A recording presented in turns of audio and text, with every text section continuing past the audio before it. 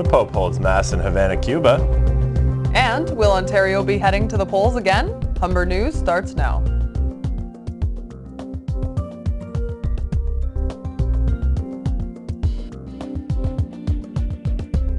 Hello, it's Wednesday, March 28th. Welcome to Humber News, coming to you from the Broadcast Center here at the North Campus. I'm J.R. Bailey. Thanks for joining us. And I'm Kate Foster. Ahead on our show, we have all your news, sports, and entertainment highlights, as well as your 5-day weather forecast. But first, JR has our top story.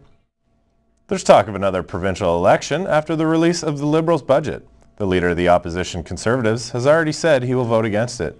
Tim Hudak called it a weak response to Ontario's jobs and spending crisis. With a minority government, this means Dalton McGuinty's Liberals need the NDP's support to survive.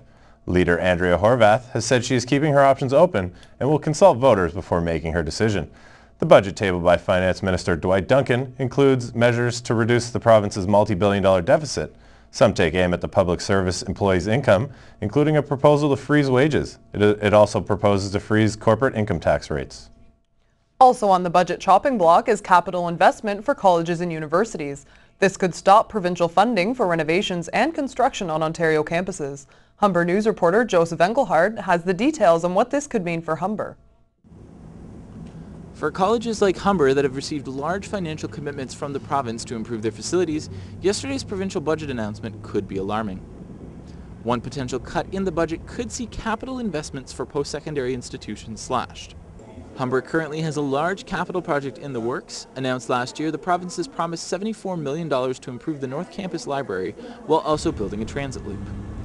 Humber College President John Davies says that while he was initially concerned about possibly losing the money from the province, he says the funding should be safe because it's already been promised. There is a question of what will happen to capital projects in the next 2 or 3 years, because there'll clearly be a slowdown of those.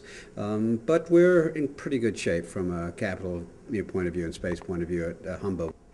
Davies also said that he's still happy with the province's commitment to post-secondary education and says this isn't the worst austerity budget he's seen. The last time there was a serious austerity budget, in my view, was when Mike Harris came into power, and there was an immediate cut to operating grants of colleges like Humber at 15%. Earlier today, Ontario Premier Dalton McGuinty said that he is willing to compromise with opposition members to make sure that the budget passes.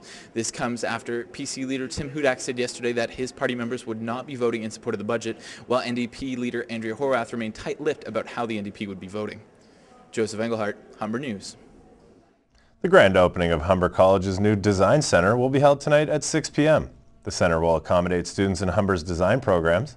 The gallery-style event will have international designers in attendance as well as Humber alumni. The new center will include 7 studios, drafting tables, and a computer lab. The opening was delayed by the support staff strike in September. The federal budget is slated to be released tomorrow, and opposition leaders are bracing for the worst. According to some sources, Finance Minister Jim Flaherty is set to propose up to $8 billion in cuts. Some experts think the cuts will affect government support staff and other services. New official opposition leader Thomas Mulcair is already saying that instead of going after public administration with a scalpel, the government is going at it with a rusty machete. Flaherty will announce the budget tomorrow at 4 p.m. Toronto's inside workers are voting today on whether to accept the final contract offer issued by the city.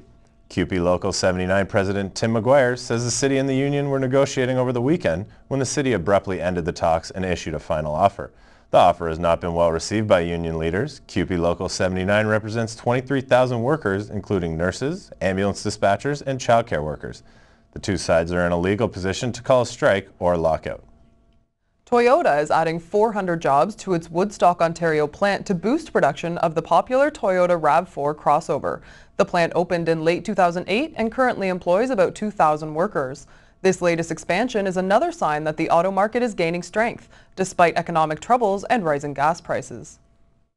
Toronto's own Brittany McLean has shattered Canada's record for the women's 400-meter freestyle. The 18-year-old swimmer finished with a time of 4 minutes, 6.08 seconds. That's a little over a second faster than the previous record set in 2005. McLean, the new record holder, while at the Olympic swim trial in Montreal, qualifying her for the 2012 London Olympics.